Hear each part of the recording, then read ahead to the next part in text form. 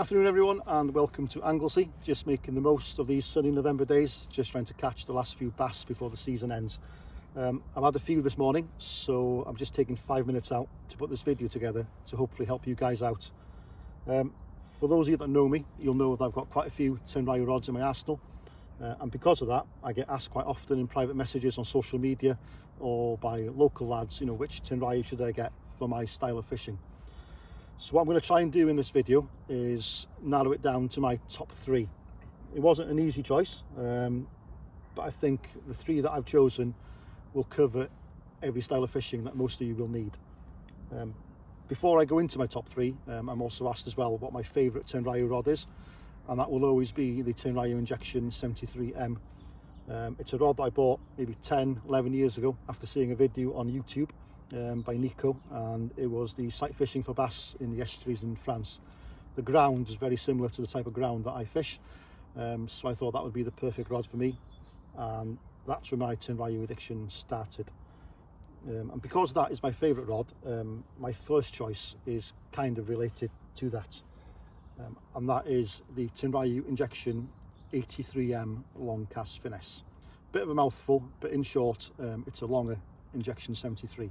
Because I like the 73 so much, what I wanted was a rod that was slightly longer with the same action, so I could reach reefs that were further out, and that's why I bought this rod. I've had it about 8 years now, and it's been superb. It's 8'2", as the title says, and it casts 8 to 30 gram. It's the perfect rod, and something I'd call an all-rounder. If you like fishing your 5-inch spindle worms or your 5-inch one-up shads, on a belly weight or even weightless, it's the perfect rod for that. Again, if you like fishing them same lures on jig heads ranging from 5 to 15 gram, it's a great rod for that as well.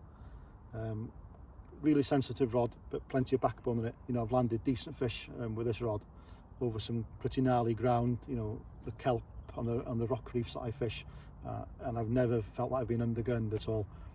With surface lures, again, it's perfect for your Z claws, your Pachinko 100s, your Asturi 90s, your Frosties, which is what I've got on there. I call it my Frosty Flicker, this rod. Pachinko 125s and Asturi 110s. When you go bigger in size, like the Pachinko 140 and the 130, I find this rod gets a bit uncomfortable, and that's where my second option comes into place. But like I say, anything up to a Pachinko 125, it's a great rod. I've got it with a Vanquish C3000, loaded with YGK PE1 line. Casts well, like I say, plenty of grunt, and the perfect all-round rod.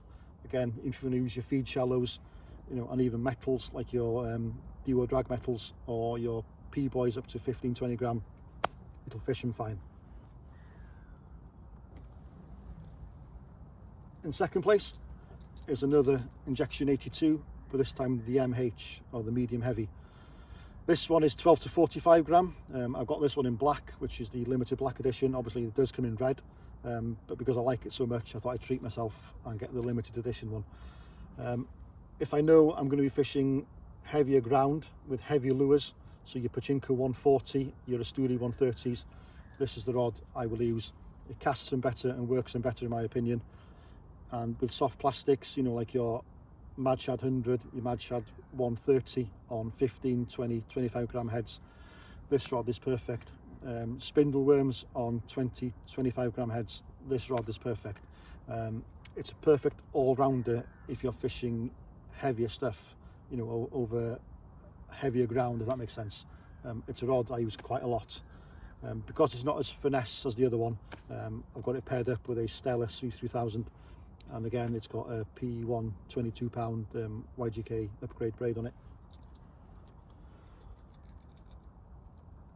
So in third place is the Akuru, but I'm kind of cheating a little because I can't really recommend which one is for you without knowing what type of ground you fish. I've got 2, and the first one is the 80 MH, which is 10 to 40 gram.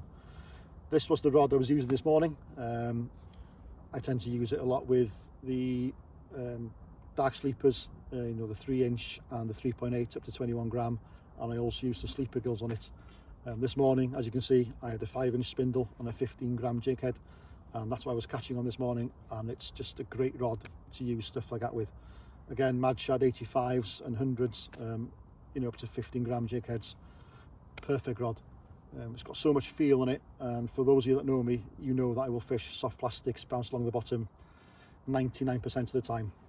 And when I'm fishing sort of skinny water or the Menai Straits, which you could describe as a big estuary, this is the rod I use.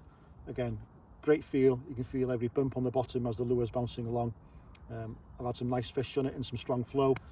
Never feel undergunned. It's got some great backbone in it. It's a finesse style rod, I'd say.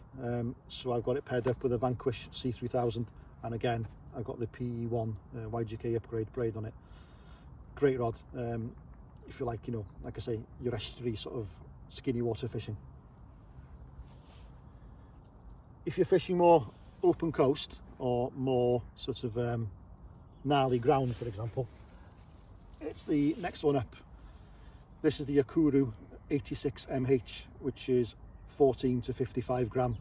I've done a separate video on this one. Awesome rod. I like using this with my dark sleepers, the 3.8 1 ounce. You can feel them trundling on the bottom, and once you do get hit by a fish, you know, it's got that backbone, you know, to strike the lure through the top of the mouth. Again, you know, spindle worms on 20-25 gram heads, Mad Shad 130 on 20-25 gram head. This is the rod for you. It's great. You know, I've got a lot of marks here which are just boulder fields, and they're just covered in kelp, and what you need to do is just tighten that drag down, and once you get a fish, just bring it to the surface as quickly as you can, and this rod will do it, no problem at all. Because it's not such a finesse rod, I've got it paired up to a Stella 4000, perfect pair. But you know, this is the rod I use, like I say, for open coast, or if I know I'm going to be struggling to get the fish or bully the fish out of the boulder fields that are just under the water on a lot of the marks that I fish. So it was meant to be the top 3, but I've just explained 4 there to you, and hopefully just this quick video will just help you decide on which Tenryu rod to get. Like I say, they're all good. I may be biased. I love them all, and it is my favourite brand, but I just hope this video has helped you out a bit. There we go. Take care. Tight lines. Thank you.